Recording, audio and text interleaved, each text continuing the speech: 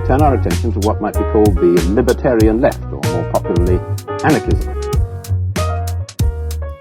This is the same logic shared by Marx and Freud.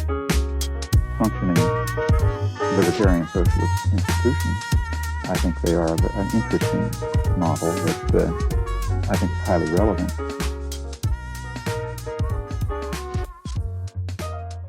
Taking notes for this was ridiculous. Like, I could not spell anything. And every time I approached a word, it was like respelling it for the first time. I spent the entire time being like, I know how to say Deleuze. How the hell do you say his name? And I felt bad because, he's dead. Yeah. Mm-hmm. Anyways, we're putting the ish in Theoryish. Welcome to Theoryish. Hello. How do we begin this thing again? Hello, yeah, welcome to Theoryish. Today, we're going to be looking at A Thousand Plateaus by Deleuze and Guattari, and we're looking at Chapter 1 and Chapter 5. Dare we say Chapter 1 is actually the introduction, but we're calling Chapter 1. And to join us in our misery is one of my really close friends, and dare I say colleague, Veronika Epple. You are allowed. Yes!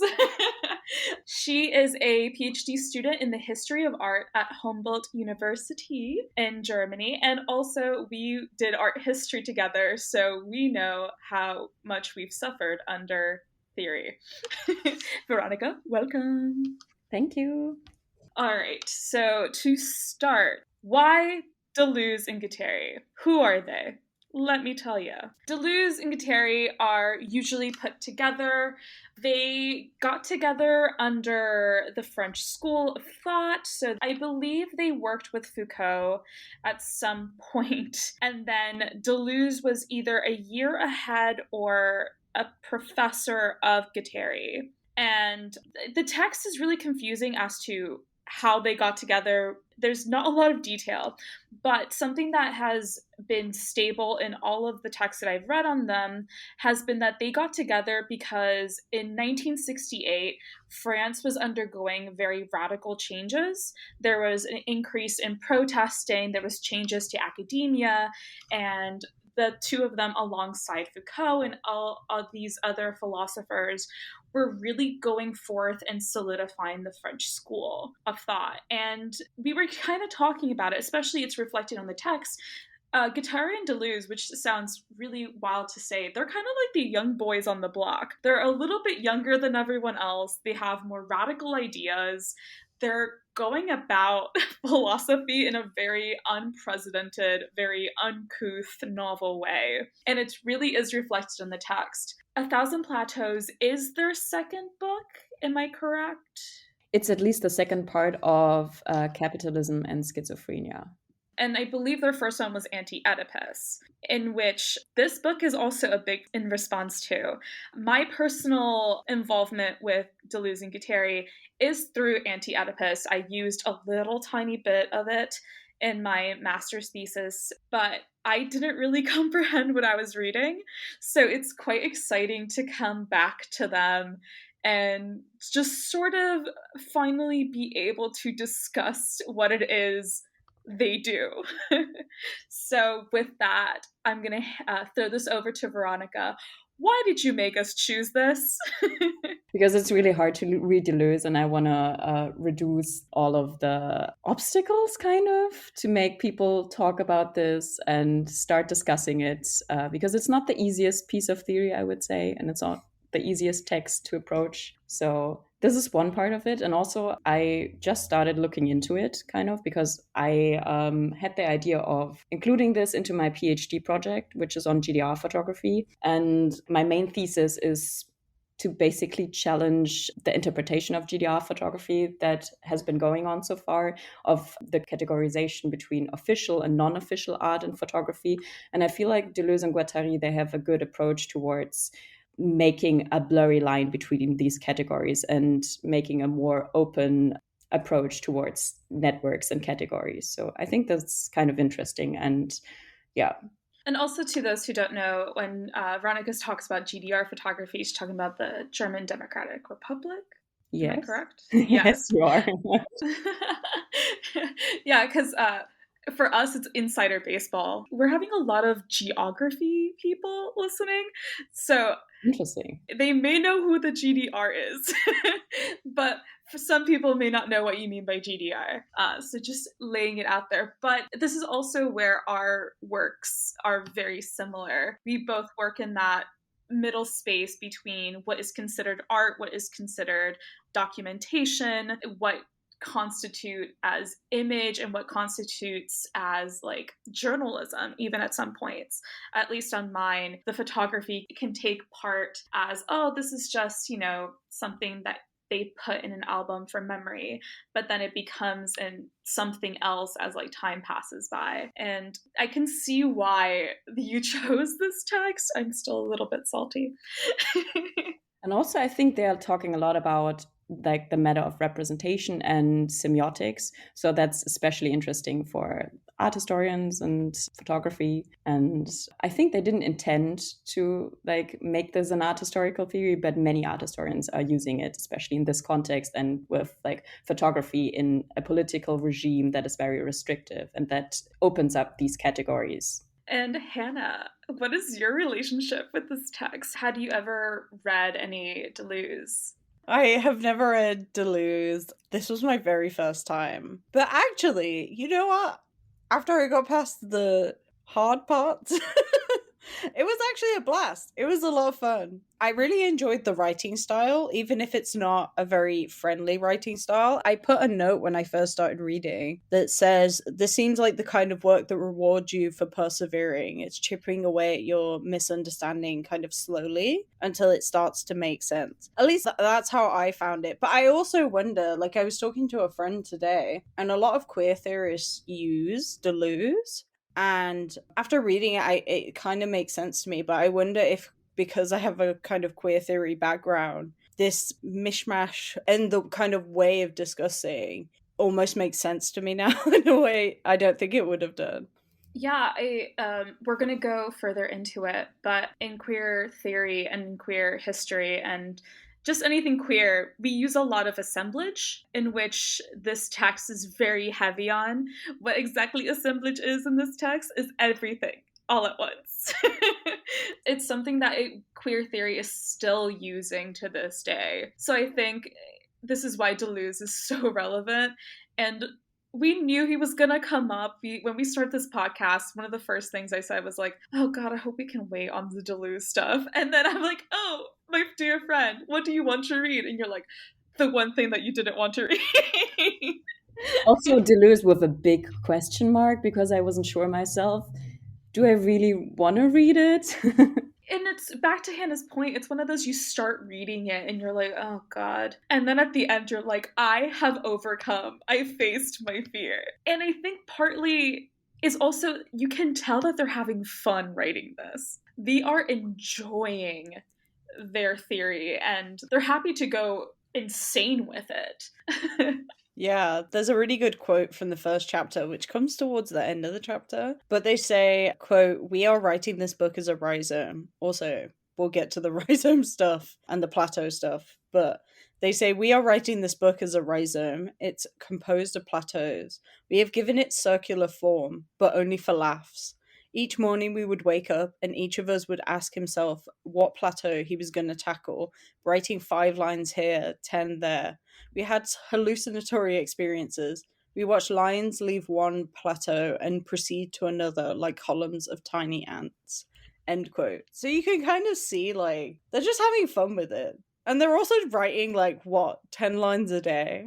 Also, a big factor in this was published in the 80s. Anti-Oedipus was published in the 70s. This is also peak drug usage in academia. And they're very much of that school of thought.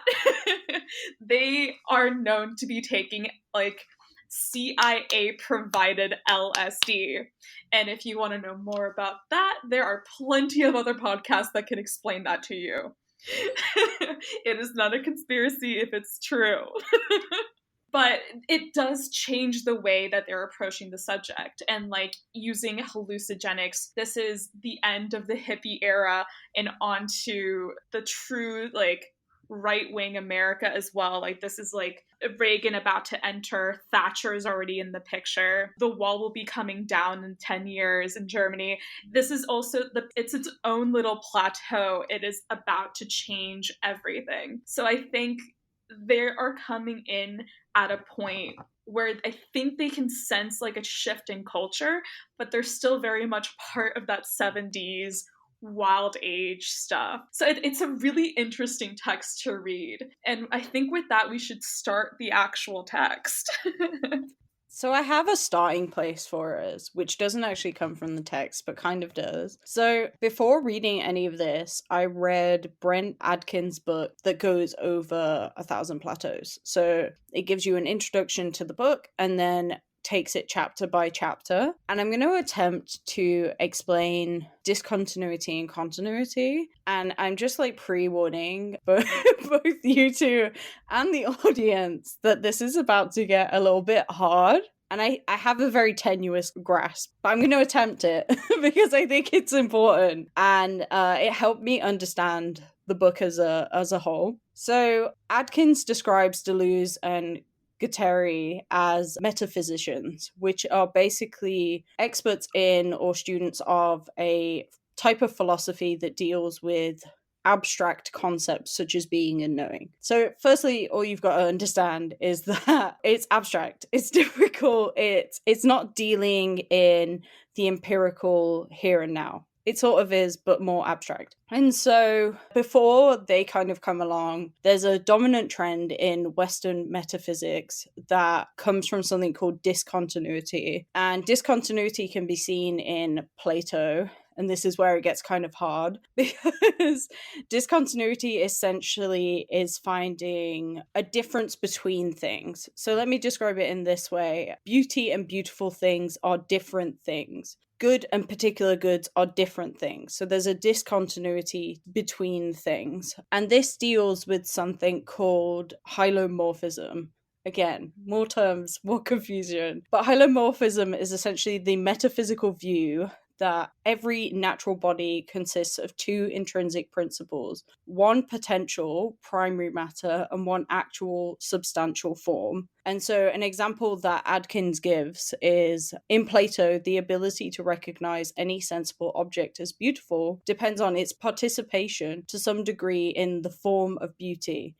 In this case, the integrity and universality of beauty itself is maintained, while we can still admit that sensible objects can be more or less beautiful. That's a confusing way of also still saying that there is a discontinuity, there's a separation. And so basically, Deleuze and Guattari have an issue with this because discontinuity requires something called the doctrine of analogy or resemblance. So again, this comes from Adkins, who's better at explaining than me. To claim that a statue is beautiful, several related things need to arise. The statue doesn't need to be beautiful in the same way that beauty is beautiful. And a sensible object is not identical to intelligible forms of beauty. So in some respects, it's not beautiful. And so if you have an analogy, so this doctrine of analogy, it entails that you have some kind of affirmation or negation. And they have an issue with this because they say doctrine of analogy fails at the task of metaphysics. So they're saying it fails at almost like this abstraction. And so they reject discontinuity in all their work. Deleuze is doing this before A Thousand Plateaus, and also Guattari's doing it, but also in a different kind of field. And they kind of turn towards something called continuity.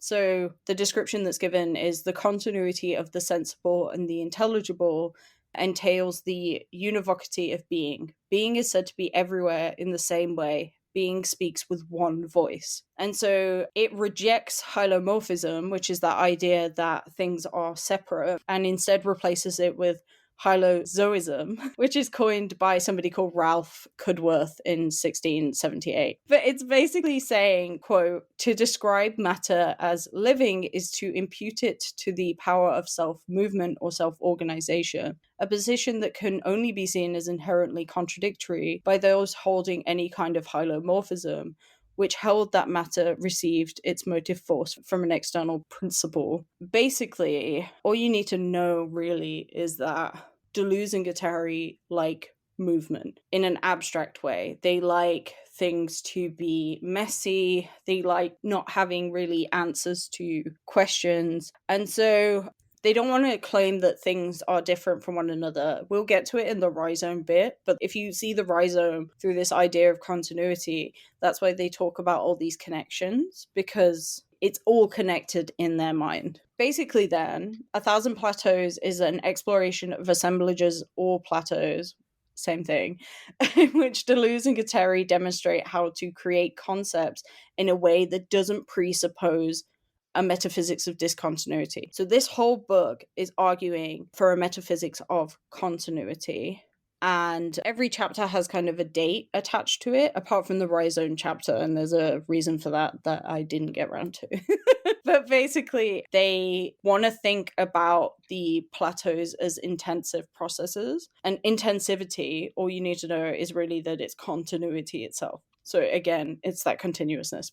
I think, yeah, you were already hinting at the fact that they talked about the problem of stasis in their works they published before and after A Thousand Plateaus. Am I right?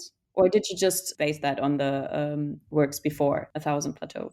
No, it is before and after. The Adkins argues that every book they do is talking about continuity. And, you know, as somebody who doesn't know anything about Deleuze, I was convinced. That's kind of interesting because I think they do have their big problem with it, and it seems to be like part of all of their work, I guess. And in the first chapter, in the introduction, the rhizome, they also put out there the problem they have with the tree of knowledge. And that was also a new concept to me. Apparently, it's quite a big thing within philosophy. And it goes back to Plato and a very Western-minded hierarchy within modes of thought-making and knowledge. And I found one quote that is quite interesting where they directly critique it. Quote, "It is odd how the tree has dominated Western reality in all of Western thought, from botany to biology and anatomy, but also gnoseology," which I don't know what this is, theology, ontology, all of philosophy. "We are tired of trees. We should stop believing in trees, roots, and radicals. They've made us suffer too much. All of arborescent culture is founded on them, from biology to linguistics. The tree and root inspire a sad image of thought that is forever imitating the multiple on the basis of a centered or segmented higher unity. Or unitary. Haha. Sorry. And I guess they put out this like idiom of the tree of knowledge for the purpose that it visualizes non-ambivalent logical hierarchical structures, and they want to fight this kind of approach with the rhizome. And I think that's a good start. Before they start talking about the rhizome, they put out there, okay, this is what we are critiquing. This is what so many theories in philosophy are based on, and we want to challenge this concept. And I think this mode comes up again and again in all of the chapters, or like especially this chapter. And I think the beef that they truly have with with this tree is that it insists that there is a patient or point zero of knowledge, that there is a root and everything. Literally, that's why it's a tree. There is a root, and then it spreads out. When they're pushing for a continuous form of knowledge or a continuous stream of X, Y, and Z, there is no beginning, there is no end, there is just a loop. It would be a better example for them to instead be like the cycle of precipitation. You know, water heats up, it forms into a cloud, the cloud eventually becomes too full of water, it rains, and then the entire cycle starts all over again. With that, there is no beginning or end, there's just an actual continuous cycle. So their big beef with this, it is that there is no tree. Screw the tree. The tree is just there. And I don't know if this is referring to something specific, but I think it's a good example. Again, Adkins is just the person helping me through all of this. But Adkins talks about Deleuze thinking that philosophy is misguided by the assumption that the thinker naturally seeks the truth. In Deleuze's specific work, Deleuze kind of seeks to ask who wants to know the truth, under what conditions was this person driven to search for truth, and truth has kind of an essential relation to time. So rather than almost getting from that point A to point B, it's saying actually all these things are muddled up together. There's more interesting questions that can be asked. Also more questions of how rather than what. That's also kind of interesting. That's a part I read in an introductory article. But I think the whole rhizome methodology is more about how do you build a rhizome? How do you like read and work with a rhizome rather than what is a rhizome? What exactly is this? I mean, that's hard to answer anyway. But yeah, it's more in the process and thinking about how we like approach things. Yeah, like right on the second page, they're sort of showing their stress with this sort of thing. It's like a very short quote, and it's literature is an assemblage. It has nothing to do with ideology. There is no ideology, and there never has been. So it's one of those just like, how do I chop down this tree of life? And then it becomes vertical, like a plateau. And I also took notes about that quote. Basically, ideology is a system of ideas and ideals, so it forms the basis of economic or political theory and policy, and they're basically saying it doesn't exist in literature. I've never heard of her. Big bold claims. Yeah, we need to remind listeners, this is page 2. They're like, yeah, we have beef and we want to start beef. Also, I really enjoyed like the beginning of this chapter. And I think when they're saying, like, since each of us is several, there was already a crowd, is a kind of poetic way, at least in my mind, maybe I'm being dumb, is a poetic way of saying there was starting to be this crowd around continuity. So they wrote that Anti-Oedipus, as far as I'm aware, it really, like, split people, right? They were either very into it or they were either very not into it. And I can talk about that a little bit more in a minute. To be kind of funny about it, they really did open up the book as to all our haters. Listen up, we have more things to say and we're not done. This was just the beginning, boy. This is page 1. Page 2 is we have beef with Plato, and page 3 is, okay, by the way, we did drugs. It's like we have beef with all of them. How did we get to this point? LSD. I was reading the first 3 pages and I'm like, this sounds like some like East Coast, West Coast rap battle from the 90s. I hope Lin-Manuel Miranda does not steal this idea. It was so much fun. So I think we need to define assemblage. I did actually find a quote, which is maybe not the best way to define it because this is quite complicated itself, but might be a good vantage point. I think this is on one of the first pages, and it says that, quote, an assemblage in its multiplicity necessarily acts on semiotic flows, material flows, and social flows simultaneously. There's no longer a tripartite division between a field of reality, the world, and a field of representation, the book, and a field of subjectivity, the author. Rather, an assemblage establishes connections between certain multiplicities drawn from each of these orders, so that a book has no sequel, nor the world as its object, nor one or several authors as its subject. And what I perceive from this quote is that an assemblage is basically another word for a network of connections between either participants or entities of different spheres. And it then further gets described via the rhizome in the way these plateaus or subdivisions of the assemblages are connected with each other. I don't know, what did you get from like reading the first couple of pages? Yeah, so if you think about the continuity and discontinuity thing, essentially that's what they're describing, right? The assemblage is talking about the continuity. So if I start with this, and it's going to make no sense, sorry. So the book is called A Thousand Plateaus, and a plateau is essentially an assemblage, and a plateau is a particular way of answering a question, what is a thing? So each chapter is kind of going, what is this thing? It gets more complex than that. But if we start there, and if we think of traditional accounts of things in an abstract way, it focuses on more stable, discrete, universal, and eternal. Deleuze particularly likes to think about mathematics and the way that numbers provide this discrete, stable thing for us to focus on, whereas he doesn't like that and tries to do his own thing with mathematics, which is far too complicated for here. Whereas plateau is more, like you were saying, Veronika, it's more temporary, it's more intensive, it's different plateaus and again, I think this comes from Atkins, will, of course, exist on different temporal and spatial scales. So the term plateau actually comes from Gregory Bateson's work in anthropology, and they describe it, like you were saying, this like continuous self-vibrating region of intensities whose development avoids any orientation toward a culmination point or external end. Again, basically constant movement. A plateau is a geographical formation in which two tectonic plates are hitting each other, forming a mountain, and eventually those tectonic plates just stop, and that is the plateau. It's just like that moment of stasis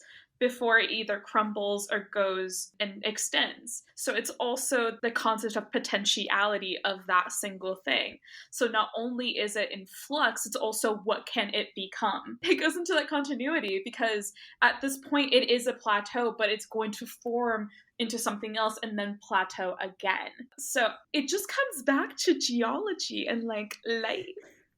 This is we didn't say it in the beginning, but this work is very, very interdisciplinary, and Paula, I think you established that, but we're talking about literature, we're talking about maths, we're talking about psychoanalysis. But the last thing I kind of wanted to say is intensities is its own thing in their work. So a plateau is constructed of intensities, and intensity brings us back to this idea of continuity again. So intensities is continuous gradations rather than discrete points. So rather than a particular point, it's again this movement, this messiness. They love it. This is why queer theorists love Deleuze, I think. Don't they say that a plateau is never finalized? It's always in the middle of something, so that it is basically a process itself. And I think this is also central to their theory. I read somewhere that they're basically opponents of essentialism and a finished product or arriving at a certain point, but that everything is always in the making, is always a process,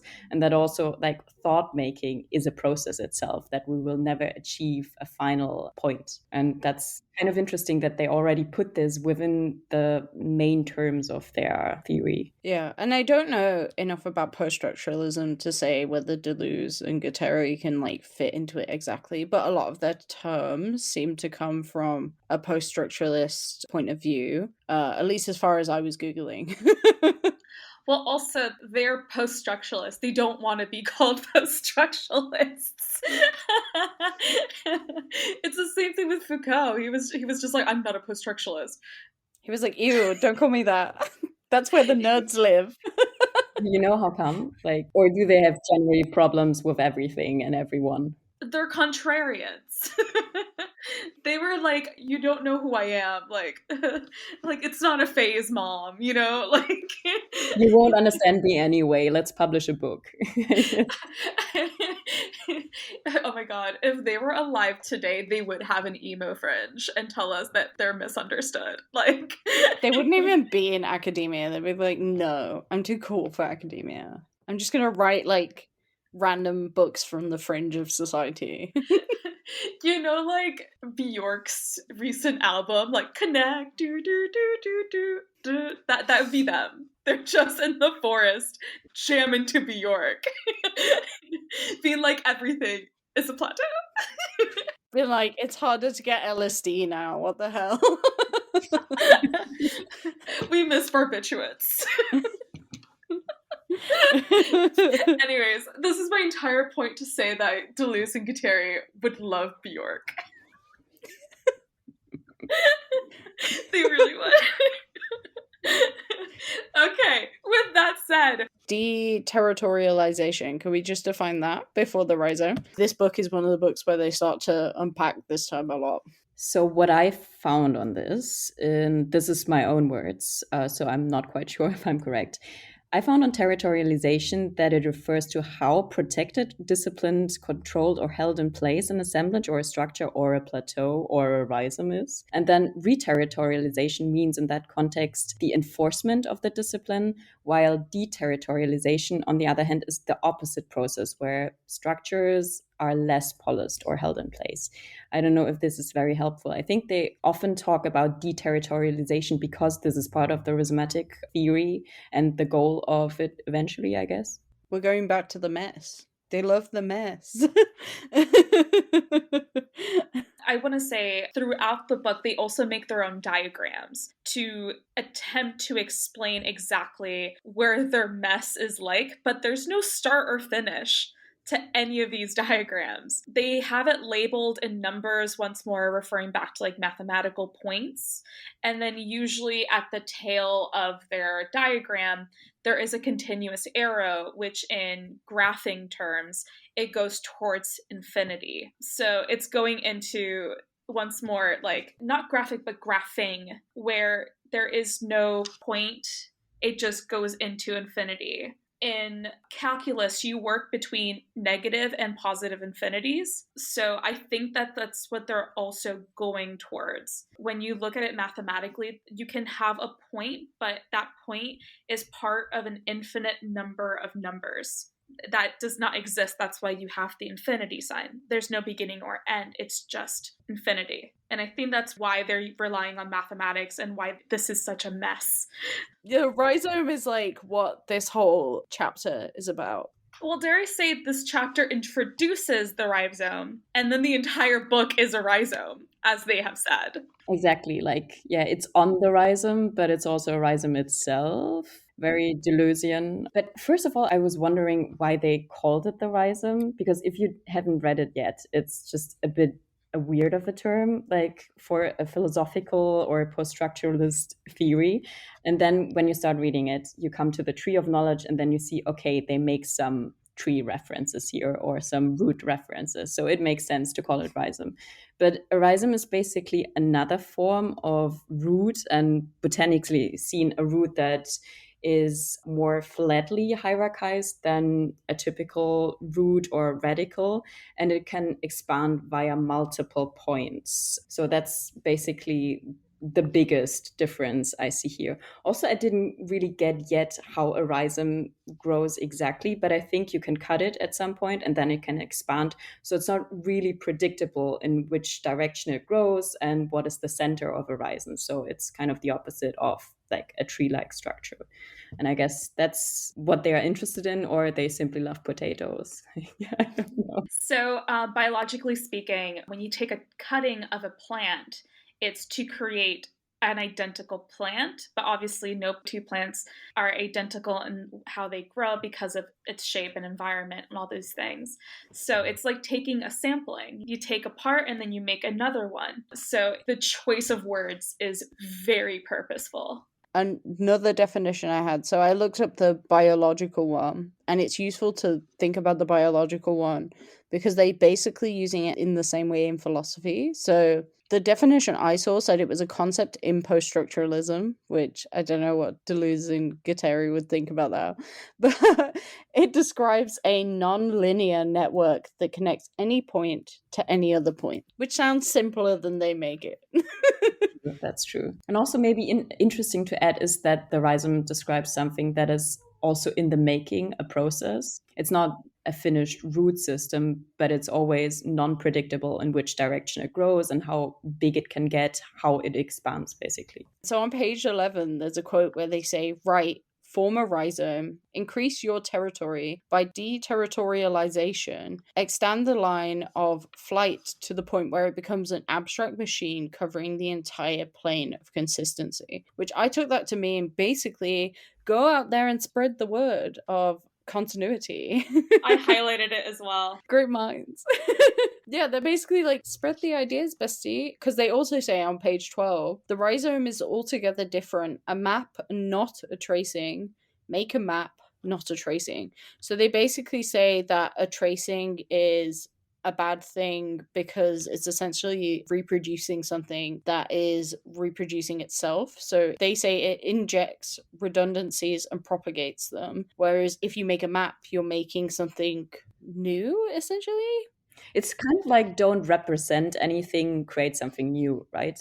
Yeah, make new things. If we think about a rhizome, why then do we think it's relevant to this discussion? I find it quite difficult, especially as a historian. We tend to rely on a cause and effect approach to things. This and this happened, which led to X, Y, and Z, which then led to this. And like that works in a series of patterns, or samplings. And this was actually brought up today in conversation with a good friend of ours, that Veronika, I hope you meet one day. And she was talking about her use of Deleuze very lightly for her work on British feminism and British Black studies. The danger of using definitive definitions of things and very linear history is actually quite detrimental, because when you use linear structures, they tend to be exclusive. They only use one version of this, and it doesn't take into account all the voices surrounding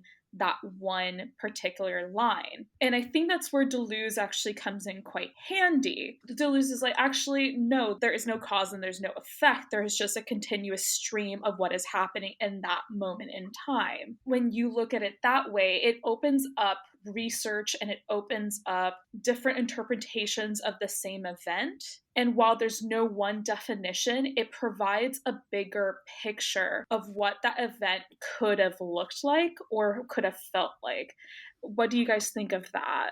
That's an interesting idea, definitely, yeah. I didn't think about that before. Like, I mean, I know that Deleuze and Guattari, that they can be applied to many different disciplines, which is kind of interesting. It's not just art history, I guess. It's also social sciences and anthropology and queer theory. Like, the initial thought I had is that for academic purposes, it's quite interesting because it's content and methodology all in one. And isn't this basically what every teacher wants? Like, you need to have a good methodology that mirrors your content or your argument. And I think this is also why this is so interesting to me, because I'm trying to find a theoretical background that mirrors my argument very well. So I guess since this theory is so open because it's so abstract, it's very helpful within many fields in academia. It's basically like opening up thought in really abstract ways. And it's one of those things, again, this is why I think if you sit down with it, it can actually be very rewarding. Like, I don't know about you both, but I actually found myself enjoying sitting down with this text and like really going through it. And I found it quite rewarding at the end when I was like, oh, okay, this makes sense, interesting. And I don't know, it's one of those things like, I really enjoy learning, and I really enjoy things that almost like break that fixed learnt pattern in my brain. Maybe why I'm drawn to like queer theory as well. But I feel like this does that same thing, even if it's a little bit harder. I'm not sure. I'm not an expert, but isn't queer theory also something that came up kind of recently at the end of the 20th century? So maybe it also makes sense to see that in the context of the zeitgeist, so that this philosophical theory mirrors the zeitgeist, and that we are abolishing old concepts of thinking and categorizing society, people, and the arts, for instance. So you can see the use of queer, or at least queer theoretical thinking, at the end of the 70s, as far as I'm aware. But it really starts to gather ground. I cannot remember the date off the top of my head, but it's like towards the end of the 1980s, especially into the 1990s, was really that time period. There is somebody who's labeled as like the first person to use queer theory in an academic sense. It's basically used at a talk, but yeah, it's in like the 80s and 90s. I was going to say, so The History of Sexuality by Foucault came out in 76 and didn't get an English translation until 78. I believe that is when it came out. I'm doing a very quick Google search, so do not hold me to it. But this is also, once more, the French school of thought relying on the breaking down of hierarchy with what is happening politically in 68, what is then continuing to happen in the 70s, and even what's happening now. We're recording right now in January, and there is a rise in French protesting right now, in which, you know, I think I saw like a barbecue on like a track while they're protesting. The French really have it down. But this is also a time of consistent protest and the breaking down of these hierarchies. So of course there's no linear structure to this. They're trying to break down that linear structure, and you can tell the passion that they have here for these things breaking down.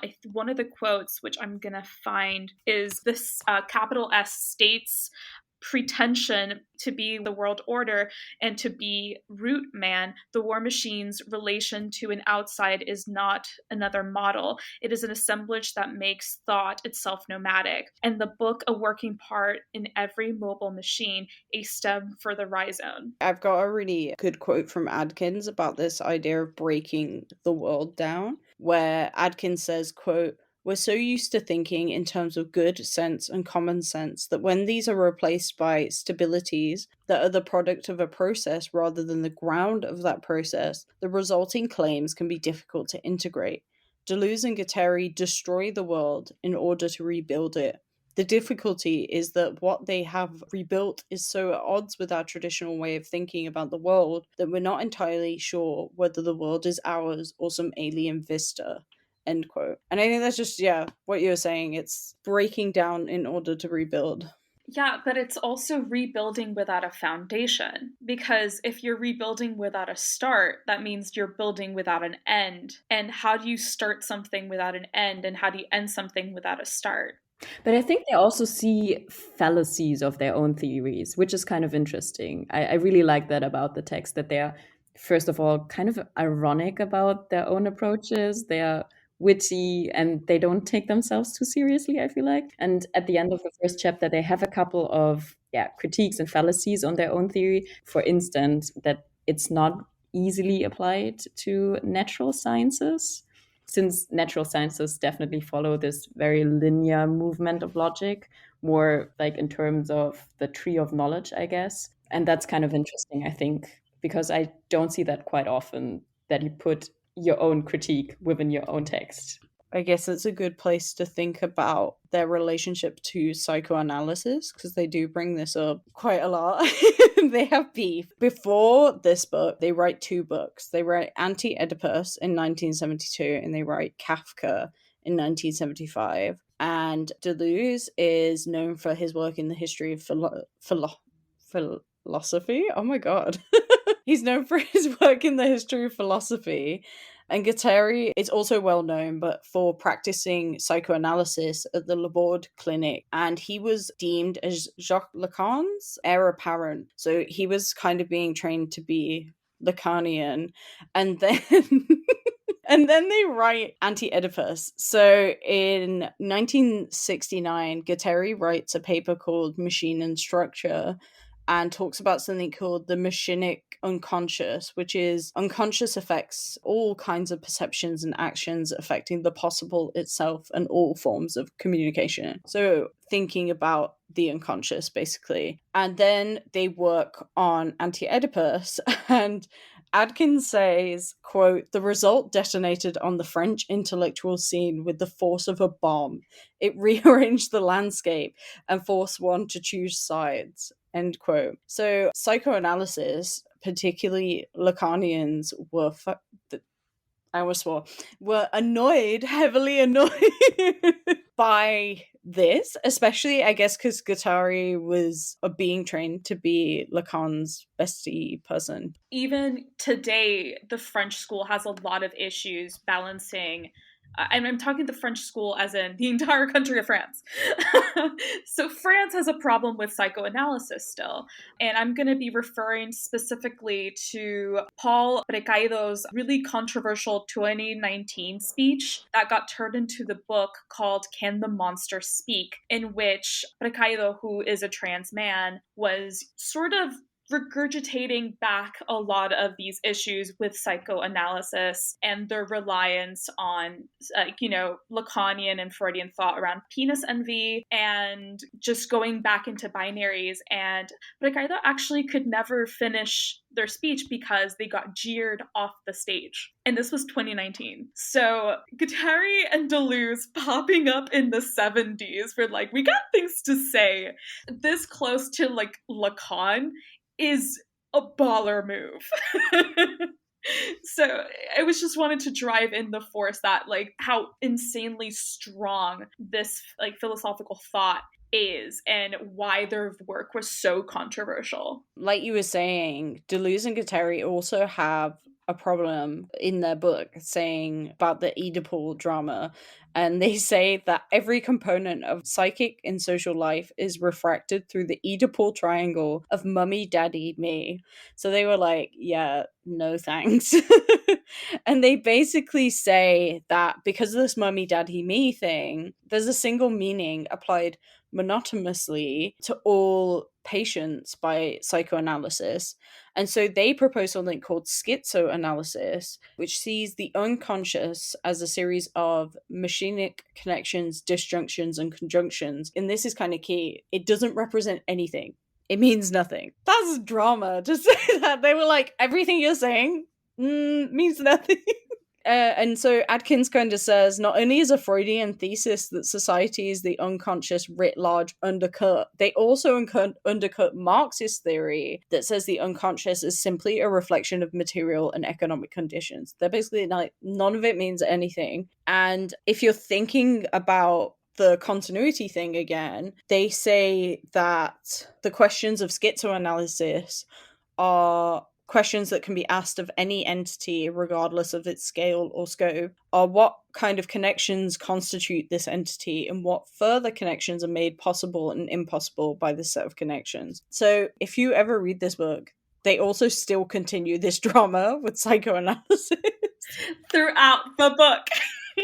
And it makes sense. Like, I think first I was quite shocked at their comments on Marx, but then it made sense. We're going to get into it once we start the discussion for chapter 5. It's the breakdown of sign signifier. And Marx is coming back, especially within the Communist Manifesto, and renaming things, creating new signs for structures that already exist, like the language of proletariat and bourgeoisie. And then in Das Kapital with commodity fetishism, it's more words, more signs for things that already exist. So of course they have beef. They're like, we have to learn new words. No, I don't want to. What I got from both chapters is that the problem with psychoanalysis is, again, this pre-made thing that you already have the interpretation on hand, so that every psychoanalytical approach, according to Freud, will lead to the anti-Oedipus, no matter what direction you take. So the unconscious the unconscious of the patient is basically ignored because the psychoanalyst already has the interpretation on hand. And I think that comes back in chapter 5 with like their categorization of the signifiers. Should we talk about the internet? So I ran into this really cool YouTube channel. I forgot the name. I'll put it in the show notes eventually, if I remember. That described the rhizome using the example of the internet. And then I was like, well, of course this would be the internet. The internet was being created. This came out in the 80s. This is the beginning of the World Wide Web. And sort of how they describe a map in which it has no start and no end. You just look at a map and see which point that you need to get to. You create your own points within that image, within that assemblage. The internet works in that way. If you think about it, there is no beginning or end to the internet. It just is. You click on a site which has a direct address, like when you work with a map, and you go to that address and you use it for when you need to use it. Or if you go down a Wikipedia rabbit hole where you just end up clicking in different things, there is no direct pattern. There's no direct start or finish. You just continue on an endless scroll. So I think the internet is a really good way to look at what a rhizome is. No beginning, no end, just is. And unless the internet cables ever get corroded and shut down, there's no end to the internet. So I just thought it was a really good analogy of it. And I think the internet itself has a huge influence on them. It's being created as they are writing. They're dealing with computers.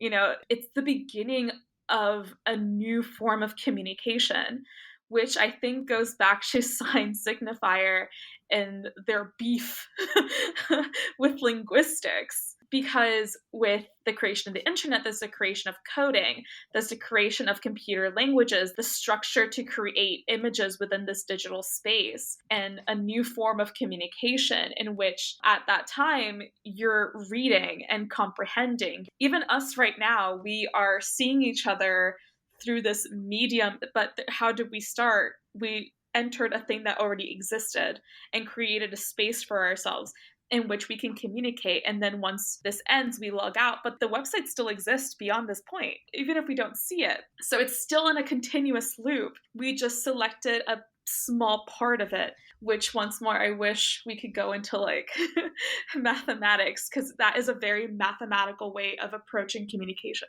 Yeah, it's so interesting because I feel like the internet plays, in the 80s especially with its coming up, plays a big role in many theories that also were created in the 80s. I'm thinking about Latour and his network theories. And I do see the existence of the internet that is described there, and that somehow the rise of it did change the perception of how do we deal with signs, how do we deal with codes, and what are semiotics anyway. So that's kind of interesting in the context of time, I think. Yeah, I was Googling to see what people had said about Deleuze and the internet, and there's quite a lot. There was also an article, I don't know how good it is, but somebody was like, why Deleuze would have loved the internet. And I was like, Deleuze would have gone wild with TikTok. Endless scrolling, no start, no finish. Number one Julia Fox fan. It's an assemblage. Yeah. Should we move on to chapter 5? By the way, I'm just going to heads up for this chapter. I am not religious in the slightest, never read the Bible.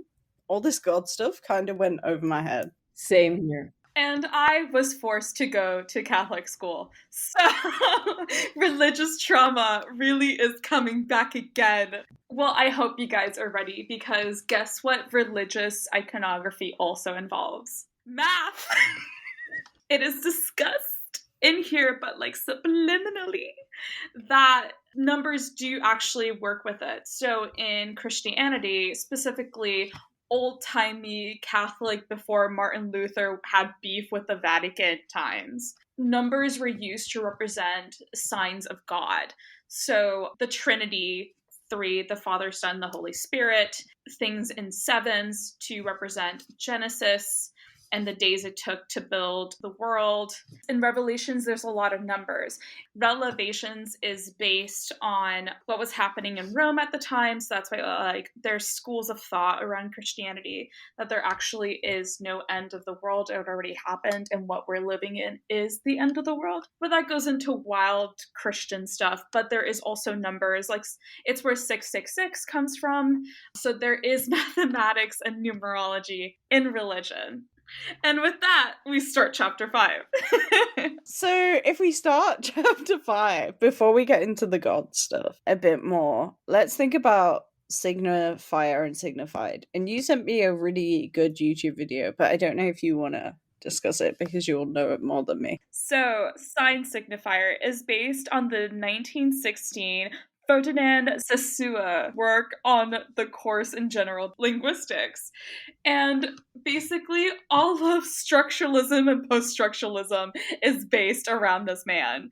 So that's where Gramsci gets his ideas, Chomsky, all of any linguistics baddie really bases it on that. What Deleuze and Guattari do is just take a baseball bat to all of this. So what is sign and signifier? So signifier is an original icon, image, what you would think of as the original form of something. That can be a thought, that can be an image, that can be a symbol. So I think it's usually graphically shown as an icon, an image, or a symbol. And that's the signifier. The sign is the communication or interpretation of that signifier. So a dog is a dog, and when you describe a dog, that is the sign. So that is a very linear way of working it. And during the mid-50s to 70s discussion on linguistics, it also uses that tree image in which the root of language is a specific source, whether you go into traditional linguistics where English is based off of like Greek letters and all that stuff. And basically there is an origin story to your language, and then the branches become what it creates. So there is a signifier, and then it turns into signs. And that can go into other forms of interpretation in which power can be both a sign and a signifier, but that is a discussion for a different day, because I'm not particularly good with the sign signifier stuff. And honestly, I'm delighted that Deleuze is going, how about we stop this? So Césaire is the one who comes up with, like you were saying, the sign signifier signified thing in linguistics. So one of the things de Césaire says is that there's no inherent link between the signifier and the signified. So an example of that, and we'll put it in the description, there was a YouTube video that Paula sent me that's actually very good at explaining this. But if we think about the letters DOG to mean dog, there's actually no link between those actual letters to that animal other than us as a society putting those letters together and going, that means a dog. Also, when we're thinking about a dog, which I really enjoyed this in this YouTube video, when we're thinking about a dog, we're not referring to a specific dog. Usually we're referring to the concept of dogginess. So if we picture a dog, we're probably picturing different things, but they're broadly the same thing, right? I'm going to do an exercise. So, Hannah, what does a dog sound like to you? Woof? Veronika, what does a dog sound like to you in German? Woof. Woof. So in Spanish, a dog noise is wow wow. So I use that example to be like, dogs are literally, the concept of dog is different phonetically depending on language as well. So the idea of a dog is there, but the interpretation of dog is different. But Charles Sanders Peirce takes de Sauzaire's ideas further and says that actually this idea of sign, signifier, and signified can exist outside of written or spoken language. And rather than suggesting that the signifier never has a link to the signified, there can actually be links. So like Paula was saying, there's the icon, so that's anything with a physical resemblance to the idea or thing it's trying to evoke. So again, if we go back to the dog, which again, taking from that YouTube video, is a drawing of a dog or a photo of a dog. So there's a clear link there. Index is a link to a thing that's being evoked by direct relation. So the YouTube video says that if you see smoke, usually you'll think there's a fire nearby. And if you see puddles, usually you'll think that it's rained, right? So there's a relation there. And then a symbol is there's no relationship between the signifier and signified, same as de Césaire was saying with language.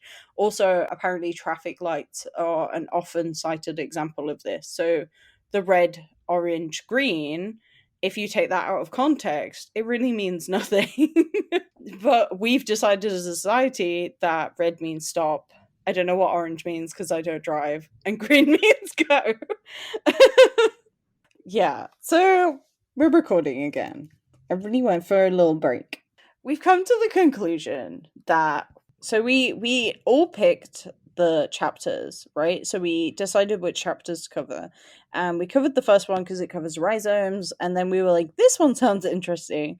But even though these chapters are meant to exist almost like individually, I actually think that this is one of those that, even though they don't have a linear narrative, it's hard to comprehend outside of reading the different chapters in the book. And so, whilst we do have a bit we could potentially say on it, I don't know how interesting that would be, because as far as we can tell, there's no real end point or like point you can get out of this.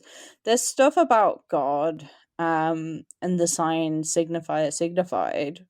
And what, I was talking before about kind of what that sign signifier signified meant, but essentially all you need to know about that is Deleuze and Guattari are like, ew, I hate that. I don't want to look at sign signifier signified. And instead of thinking about that, they think about social formations rather than regimes of signs. Or at least I think they are thinking about that there exists different regimes of signs, or that they coexist, and that within linguistics or language, all of them are working together. And I think this is at the end of the chapter, and in between I definitely got lost. And they say again that these regimes are just coexisting all the time, and that one thing always comes with the other. So that's at least what I got from this chapter. It kind of feels like we stepped into a middle of a conversation. It feels like we got snippets of it where we know where this is going potentially, but we do not know the start. It's like, how did we get here? So we read the introduction, we went to the 5th chapter, and it feels like we just stepped into a conversation that's been going on for like an hour, and we're just now catching up to it. We have like little snippets of things that we understand, you know, sign signifier, but we don't know what they mean by regimes because it was discussed earlier. So we're just sort of stepping in. So this is to say, like we said when we first started this podcast, that there's going to be points where we don't understand what is going on. We don't understand what's going on, but we're having a good time. You know, when we went into this podcast, we were like, oh yeah, we can talk about chapter 5. But I think as we've gone along in this conversation, we're realizing actually it's complicated. It's not just complicated in the Deleuze-Guattari way of being complicated. Like you said, Paolo, we're stepping into a conversation and it's complicated in that way. And I also just wanted to say, so one thing that I did sort of get from this. So Guattari and Deleuze say, they give an example of a paranoid person being assailed by signs. So constantly seeing signs and everything, even in things that there aren't signs. And uses this as an example of signs being everywhere all the time. And they also talk about the signifier as constantly having to grow to accommodate for all these signs. So I think what they're saying is, especially if you think about it, maybe, you know, like we were talking about with the internet, as far as I'm aware, like the sign signifier stuff has almost expanded to the point where it needs enhancing almost. And I feel like that's what they're trying to do. Yeah, and I think we were talking in our break the use of religion. And I think the one I understood the most was the religious aspect of this, because I grew up in the church. And I think the use of Judaism is very deliberate, because Judaism uses the Torah, which is reinterpreted in the Bible. It is not the same. It is reinterpreted as the Old Testament, and God speaks in signs. So we were talking about the burning bush and Moses, but I specifically, to quote the Bible, like in Genesis, it's Genesis 22, it's Abraham, kill your son. After these things, God decided to test Abraham's faith. God said to him, Abraham, and he said, yes. Then God said, take your son to the land of Moriah and kill your son there as a sacrifice for me. There must be Isaac, your only son, the only one you love. Use him as a burnt offering on one of the mountains there. I will tell you which mountain. So God is speaking to him and directing him. So during the break, I was explaining to them that God commanded Abraham to kill his only son. So God is, in other words, the king. And the king is saying, hey, kill your son. I know he's your only son. And in response to that, Abraham says, okay, God, I'll take him to that mountain. And then God is continuing to instruct him, just like, okay, this is the mountain, this is what you do. And then right before, so I'm going to scroll down. Let me see if I can find it. So this is going to be skipping ahead. Isaac said to his father, Father. Abraham answered, yes, son. Isaac said, I see the wood and the fire, but where is the lamb we will burn as sacrifice? Abraham answered, God himself is providing the lamb for the sacrifice, my son. So both Abraham and his son went together to the place where they came to the place where God told them to go. Abraham built an altar. He carefully laid the wood on the altar. He then tied up his son Isaac and laid him on the altar on top of the wood. Then Abraham reached for his knife to kill his son. But the angel of the Lord stopped him. The angel called from the heaven and said, Abraham, Abraham. Abraham answered, yes. The angel said, do not kill your son or hurt him in any way. Now I can see that you do respect and obey God. I see that you are ready to kill your son, your only son, for me. So wild, to say the least. But if you notice, this is where I went like sign signifier. So the signifier is commanding, and then because of the sign that the signifier gave, Abraham goes on to do these things until interrupted by a sign, another sign, which is the angel. The angel is not God, but is a sign of God. And it's telling him, actually, you know what? You passed the vibe check. Don't kill your son. And he was like, what? Word. And then he returned back home. And then he had to face his son. Like, does that make sense? Or am I crazy? I think it does make sense. I'm just very lost with this chapter because what I was searching for is that they tie back to their rhizome principles. And I don't really see that here. Do you see that? Like, I thought that this would come up again, and it does come up a bit with like the signifier or the signified semiotics, that there is like a very static way of interpreting something, that one sign leads to another sign. But apart from that, I don't see like the principles of their theory coming back too much in this chapter. The best way I can describe it, right, if the whole book is demonstrating how to create concepts in a way that doesn't presuppose metaphysics of discontinuity, right, instead trying to do the continuity thing, then they're trying to talk about the ways in which this sign signifier linguistic stuff actually doesn't have to fit into this model of discontinuity, and instead can fit into this model of continuity by saying, actually, let's not do this. So I see it in that way, but I don't see it, if you get me. Like, I guess it makes sense, question mark. To kind of finish this chapter discussion off, Paula actually had something useful to talk about in the subjectification stuff and the way language is used to oppress. Oh my god, yes. This chapter had me in a tizzy. Like, I can only understand part of it. So, to do another very long quote, they say, quote, "The songs of Black Americans, including especially the words, would be a better example since they show how the slaves, quote, translated, end quote, the English signifier and made pre-signing or even countersign use of the language, blending it with their own African languages, just as they blended old African work songs with their new forced labor.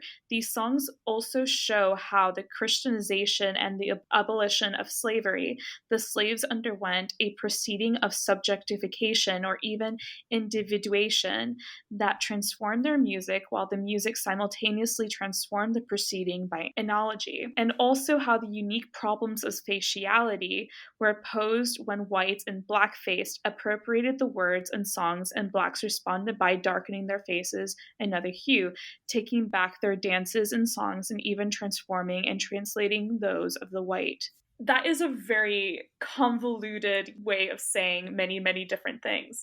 And it goes into a loop where, because of slavery, African Americans created their own culture, which then got appropriated by white culture and then got reclaimed back by African Americans.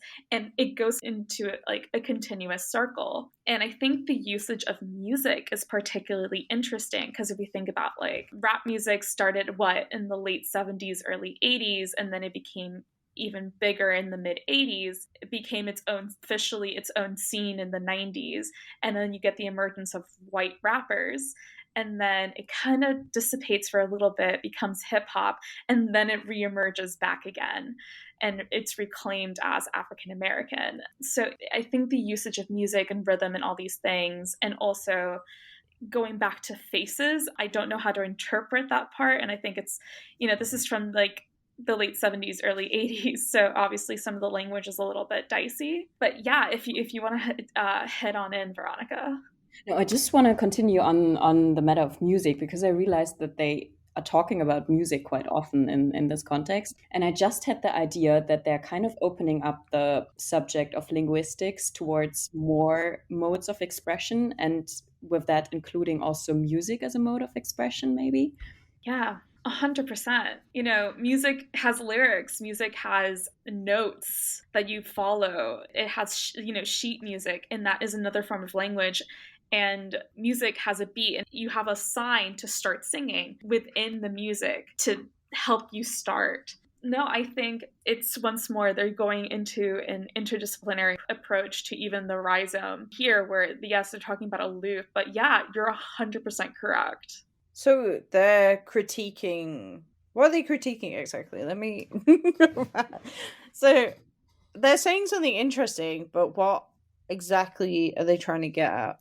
Well, it's also that you can use someone's own language against them, the appropriation of Black culture, specifically of the oppressed. So I think it's very obvious that they're using slavery in this context. Like, they're talking about the appropriation of already a quite oppressed class of people that are very distinctly oppressed within the United States specifically.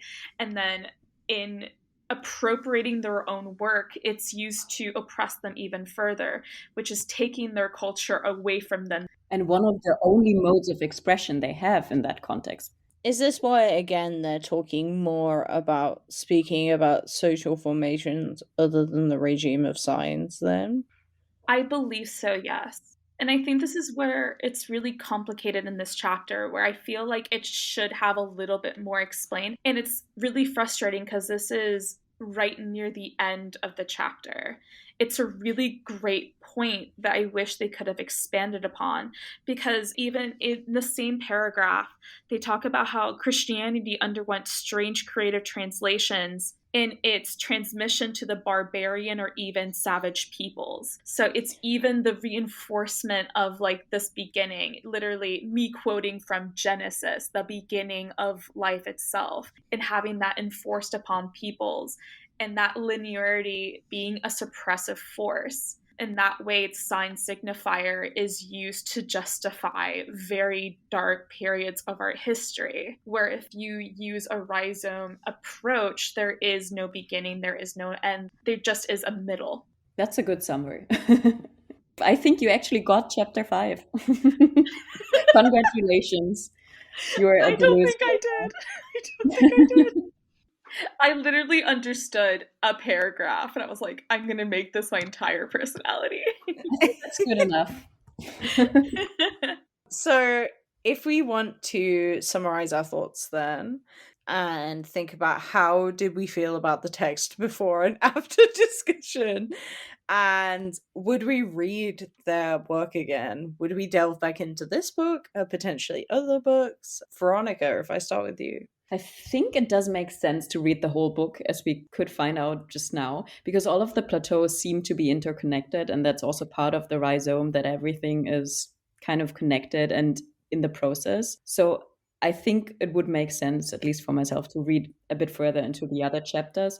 Also, they're always dropping new terms that seem to be very relevant, like the war machine and the, the abstract machine. And they come up in the chapter, but then you realize, okay, they're getting explained in another chapter. So I think it would be a good idea to read more of the plateaus and then to finally understand what a plateau is. And yeah, apart from that, I think discussing it with you guys is very helpful and fruitful. And I feel like it's not the most important thing to understand everything in particular, but for me at least, this text is very inspiring in the approach towards thinking and methodology. That's what I'm taking away from this.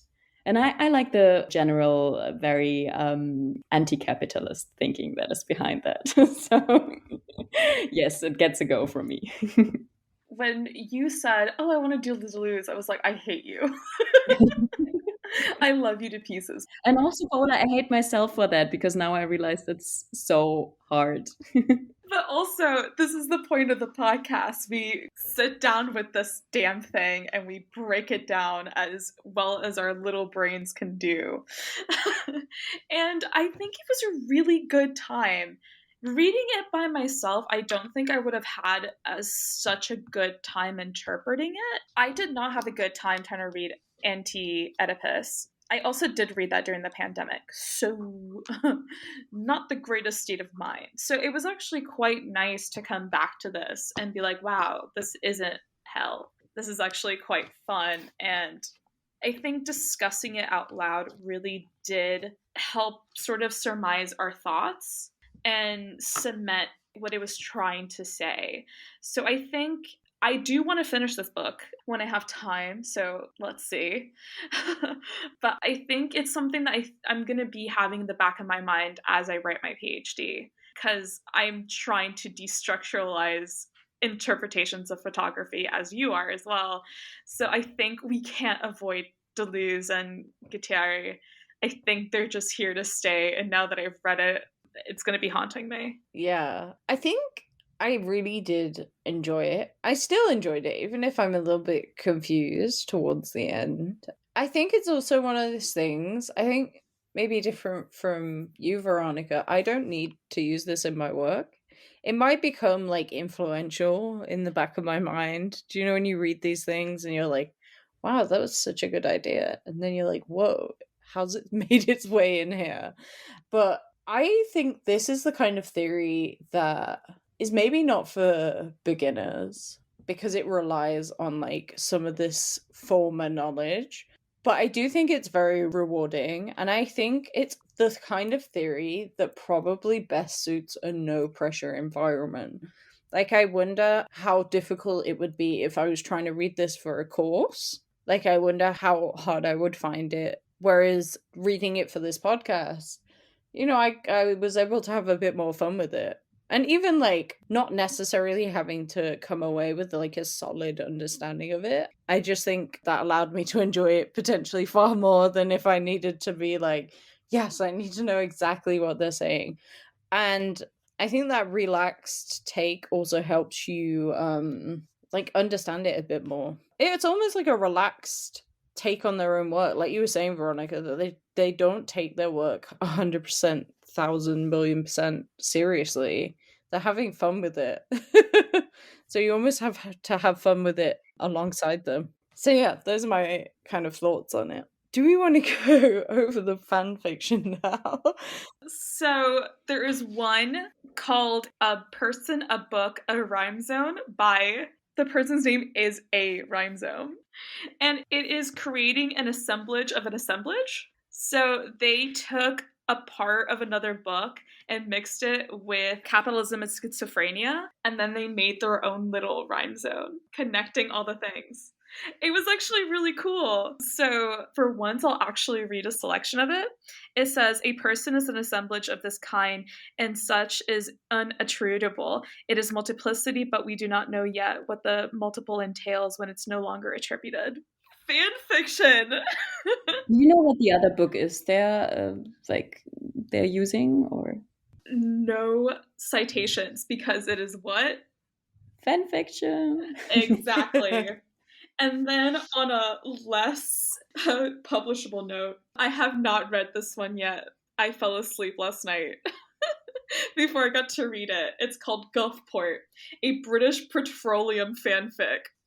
The tags are Lestat from Interview with a Vampire, hipsters, Andy Warhol, Judy Blume, romance, angst, existentialism, Woody Allen, rough sex, original characters, nostalgia, psychological trauma, psychological drama, psychologists and psychiatrists, passive aggression, power play, power dynamics, and reality TV. I cannot wait to read this. And it has 13 chapters, 105,109 words. It's crazy. And this is only part 1 of 2. The second one is yet to be finished. And it has 38,811 words. So the reason I included this is because they are basing this on the use of rhizomes in, obviously, A Thousand Plateaus, and they're also using Capitalism and Schizophrenia as the basis of their fanfic. It is wild! And it is by HW_Campbell_Jr. And I will say, they have not updated this since 2012. Oh no. It might never end. I'm gonna send the link to mine in the thing because I can't read the whole title, but I do think it's worth looking at. And The title is, which I can't read fully because it's got swear words. That one time I was behooved to save the world of rock and roll by a big-breasted dragon lolly. The fundamental arc was Scar all along, ? Exclamation mark. Featuring Cardinal Official and Slava Zizek. Barack Obama's in the tag. Yeah, so we got some of the tags are Zizek, Barack Obama, Donald Trump, Jeff Bezos. We've also got Colonel Sanders, Jacques Lacan, Kate Bush, Azalea Banks, Zac Efron. We've also got Megan Thee Stallion and Norville Shaggy Rogers. I'm not gonna lie, I'm gonna read it. This is the longer-awaited sequel to That One Time I Was Behooved to Save the World of Rock and Roll by a Big-Breasted Dragon Lolly. I love fanfiction. So, yeah, there we go. Yeah, that was my one.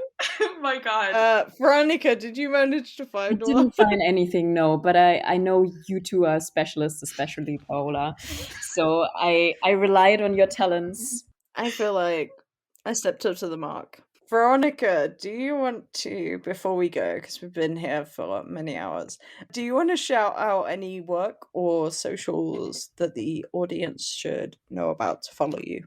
I don't really have public social media yet, but if I should have public social media at the point where you're publishing this, I'll let you know. Yeah, I think the listeners should know that I basically bullied Veronika into getting an Instagram, which is private, Yes, and you you did. should not find her.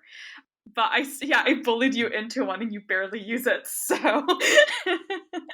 I don't think it's gonna happen, but I hope one day, But Veronika. I'm so glad you did, because now I'm like open, or the world of art memes open itself up to me, and I'm so glad that this happened to And me. our obsession, I'm not going to say anything else, I'm going to leave it as a mystery, but we have an obsession with a person, and we follow that person religiously, and the girls that get it, and the girls that don't. Sorry, my flatmate decided that this is the opportune time to use a blender. On that note, we should leave. Goodbye, everybody. Goodbye. Thank you, Veronika. Thank you. Bye. Thank you so much for listening to Theoryish. We really appreciate it and would love to hear your thoughts. Check out our Instagram, Facebook, TikTok, and Twitter at Theoryish_pod for up-to-date information, and please rate, follow, and leave a review wherever you're listening to the podcast. If you're interested in finding anything we have mentioned in the episode, please check our show notes or description to find more details. You can also contact us at theoryishpodcast@gmail.com. See you next time. Goodbye!